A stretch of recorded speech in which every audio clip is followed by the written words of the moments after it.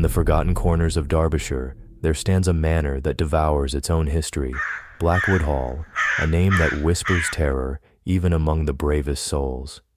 The year was 1887.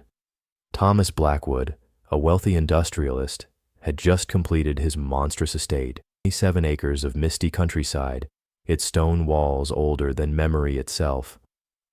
Local villagers spoke in hushed tones about the Blackwood family. Generations of wealth built on secrets darker than the deepest midnight. Thomas was the last of his line, a man whose reputation was as cold as the stone walls surrounding his estate. Every room breathed with a malevolent energy. The servants spoke about unexplained sounds, children's laughter when no children lived there, footsteps in empty corridors, doors slamming without wind, shadows that moved when no one was watching. The staff rarely stayed long. Those who did whispered about strange occurrences. Elizabeth Hartley, the young governess, was preparing for bed when she heard it, a whisper so soft yet so close. Thomas knows. Thomas always knows. She turned. Nothing was there. But the temperature dropped instantly. Elizabeth had heard the rumors, stories about the children who had disappeared over the decades. Children who came to work, who visited, who lived near Blackwood Hall, and were never seen again. In the hidden room behind the library's false wall, she found them, the bones, dozens of them, children's bones, arranged in a terrible ritual pattern, centuries of dark secrets preserved in this forgotten chamber. Thomas Blackwood wasn't just a wealthy industrialist. He was a monster who had been sacrificing children to something ancient, something that demanded blood, something that hungered for innocent souls. The walls of Blackwood Hall remember every stone, every whisper, every scream. Blackwood Hall still stands, waiting, watching. Some say on certain nights you can still hear the whispers. Thomas knows. Thomas always knows. And sometimes, just sometimes, those whispers are looking for someone new.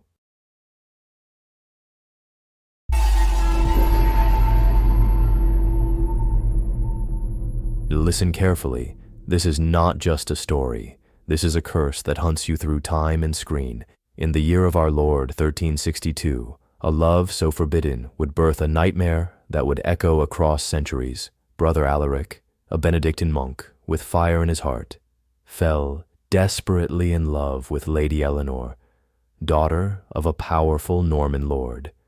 Their passion burned brighter than the blood moon that witnessed their secret meetings. Every stolen moment was a defiance against God and nobility.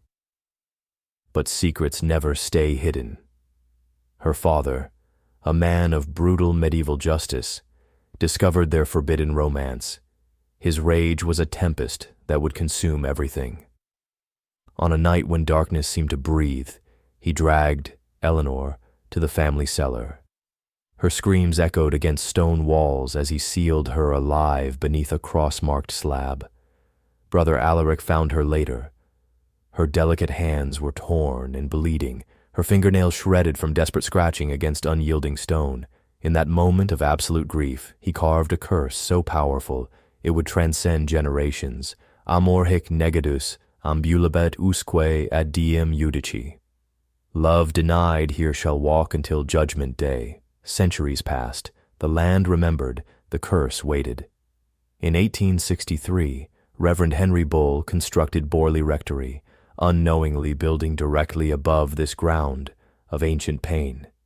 His children were the first to witness the supernatural stirrings, phantom footsteps echoing through empty corridors, a spectral nun pacing the moonlit gardens, her face hidden beneath a black veil that seemed to whisper forgotten secrets. But 1920 marked the true awakening of terror. Reverend Lionel Foyster and his wife Mary Ann moved into the rectory, unaware of the darkness that breathed within its walls. Mary Ann's diary, reveals a nightmare that would consume her soul. Violent knocks that shook the foundation, invisible hands hurling stones with inhuman precision, a recurring dream of a woman in a moldering wedding gown, whispering, "He's coming for you, too." Her final entry, dated October 14th, 1935, reads like a descent into madness. "It wears my face now. It speaks with my voice. God forgive me. I opened the cellar." 2 days later, Marianne vanished. Her body discovered in the same cellar where Lady Eleanor was entombed, fused to the ancient stone slab. The mansion has been grounded after that, but it isn't the end. Fast forward to 2022. Urban explorers, haunt seekers, live-streamed the ruins, capturing something that would shatter the boundaries between worlds. Their thermal camera revealed a figure, a woman in a tattered wedding gown, eye sockets hollow and dark, dragging a rusted iron chain. The stream glitched. Viewers reported impossible phenomena. Faces appearing in wedding photographs, reflections staring from mirrors, whispers of vows never spoken. March 2024, Jess Campion, a TikToker, vanished while filming near Borley. Police discovered her phone buried in the ashes. Its gallery contained 666 identical selfies, with each photo, her reflection, aged decades.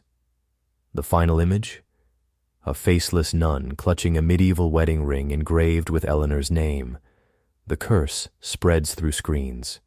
Reddit users who watched Jess's videos report, bells ringing at 3 a.m., shadows whispering, "Do you take this man?"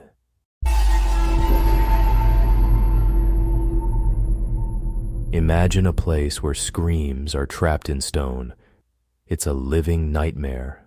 In the dark heart of Northumberland, England, stands a fortress that has witnessed horror beyond human comprehension. This isn't just another ghost story. This is a terrifying reality that defies everything we understand about life and death. The year was 1592. Sir John Sage, a name that would become synonymous with pure evil, was given a brutal mission by King Edward III. Crush the Scottish rebellions at any cost, and crush he did. 7,500 prisoners executed, not just killed. Cheered. In the dungeons of Chillingham Castle, Sage wasn't just a killer, he was an artist of pain. His most infamous technique, the blood eagle, a method so horrific that even hardened soldiers would tremble. Imagine having your lungs ripped from your body, draped over your shoulders like grotesque wings. The victim's screams were so intense that Sage lined the walls with lead to silence them, but some sounds cannot be silenced. They're always listening. In 2019, historian Dr. Eleanor Voss made a chilling discovery. Hidden behind a brick, tucked away in the depths of the castle, she found Sir Sage's personal journal. The final entry would haunt her forever. In shaky, almost illegible script, Sage wrote, "They're in the walls. They gnaw at the stone. Last night, I heard them say, 'We will feast on your bones.'" Days later, construction crews uncovered something that would shatter all rational explanation. A secret chamber. Beneath the dungeon, skeletal remains chained to walls, and fresh blood pooling around a 16th century dagger. But the nightmare was just beginning. In 2023, a ghost hunting team infiltrated Chillingham after midnight. Their thermal cameras captured something impossible: heat signatures of bodies hanging from the ceiling, in a room completely empty. Their audio recorder caught a guttural voice snarling. Those exact words belonged to Giles Corey, a man crushed to death during the Salem witch trials. How could a curse from 1692 cross an entire ocean? A geological study revealed that Chillingham's walls, these aren't just stones. They're memory prisons. The torture chamber isn't haunted. It's a living recording of infinite suffering, and it's getting stronger. In 2024, a viral TikTok challenge emerged. Users were daring each other to press their ears against old stone walls and whisper, "Are you hungry?" Over 200 participants reported the same horrifying experience: scraping sounds, voices hissing back, always. Visitors who've touched Chillingham's walls report nightmares beyond comprehension. Blood seeping from bedroom ceilings, hands pulling them into plaster. This isn't a ghost story. This is a warning.